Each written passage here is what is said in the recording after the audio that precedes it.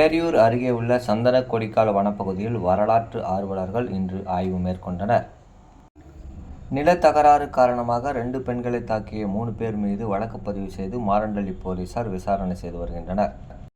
பாலக்கோட்டில் ஆன்ஸ் விற்பனை செய்த 2 கடைகளுக்கு தலா 25,000 அபராதம் விதித்த உணவு பாதுகாப்புத்துறை அதிகாரிகள். பாப்பரெட்டிப்பட்டி இபி ஆபீஸில் செயல்படாத போன் இணைப்பு, புகார் தெரிவிக்க முடியாததால் பொதுமக்கள் அவதி. அரூரில் கிணற்றில் குளிக்க சென்ற சிறுவன் சேற்றில் மூழ்கி பரிதாபமாக பலியானார். உடலை மீட்டு தீயணைப்புத்துறை மருத்துவமனைக்கு அனுப்பி வைத்தனர். தருமபுரி வட்டார போக்குவரத்து கழகம் சார்பில் தனியார் பள்ளி வாகன ஓட்டுநர்களுக்கு இன்று கண் பரிசோதனை நடைபெற்றது.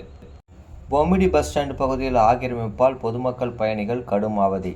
மொரப்பூர் ரயில் நிலையம் செல்லும் வழியில் சுகாதார சீர்கேட்டால் மக்கள் பெரும் அவதிப்பட்டு வருகின்றனர். கடத்தூர் அரசு மருத்துவமனையில் தொழுநோய் ஊனத்தடுப்பு முகாம் நடைபெற்றது. சுமைதாங்கி மேட்டில் வீசிய பலத்த காற்றால் வீட்டின் மீது மரம் விழுந்தது.